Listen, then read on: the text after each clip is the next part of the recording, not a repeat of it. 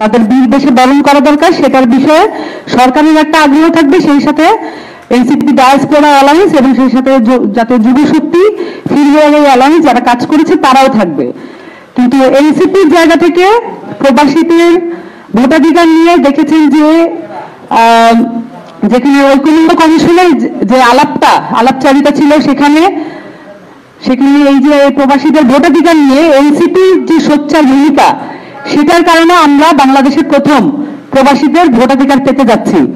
এবং সেই সাথে বাংলাদেশে প্রবাসীরা 20 থেকে 22 বিলিয়ন ডলার প্রত্যেক বছর এখানে রেমিটেন্স পাঠান, এবং যেটা আসলে বাংলাদেশের মূল চালিকা শক্তি এবং বৈদেশিক মুদ্রার যে মূল চালিকা শক্তি, সেটা আসলে আমাদের যে প্রবাসীরা যারা বিভিন্ন দেশে আছেন, বিশেষ করে মিডল ইস্ট থেকে এই অঞ্চলটাতে বাংলাদেশের প্রবাসীরা একদম দিনে রাতে খেটে এই টাকাগুলো আমাদেরকে বাংলাদেশের উন্নয়ন কার্যে যাতে সহায়তা হয় এই জন্য তারা অবদান রাখেন।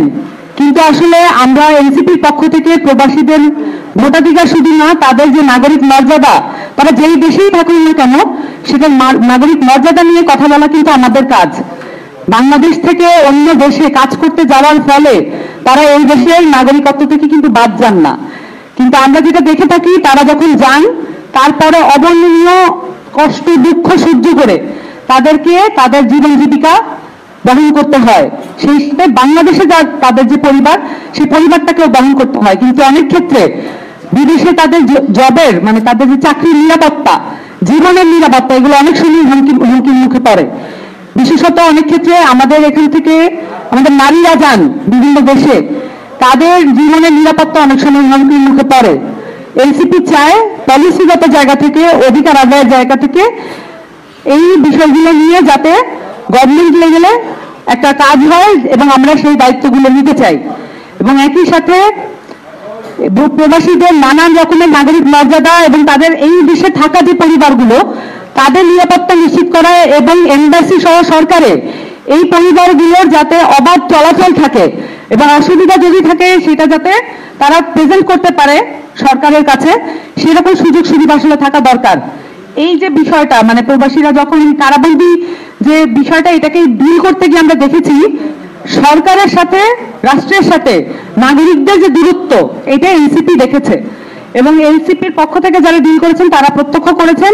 এবং তারা মানে যারা কারাবন্দীদের পরিবারগুলো, তারা অনেক সময়ই দেখা গেছে যে অসহযোগিতার জায়গাটা পেয়েছেন। আমরা চাই রাষ্ট্র এবং সরকার তাদের যে প্রতিষ্ঠানগুলো সেগুলো নাগরিকদের কাছে অ্যাক্সেসেবল হবে এবং নাগরিকরা সেখানে নিজেদের যে চাওয়া এবং অধিকার সেগুলো বাস্তবায়ন করতে তারা যেতে পারবে। সেই কাজগুলো এনসিপি করতে চায়। আমি এনসিপি যে ডায়াসপোরা অ্যালায়েন্স তাদেরকে বিশেষভাবে ধন্যবাদ দিব। তারা এই বিষয়টা নিয়ে লেগেছিলেন এবং এক মুহূর্তের জন্য এই পরিবারগুলোর কথা মাথা থেকে সরিয়ে দেননি।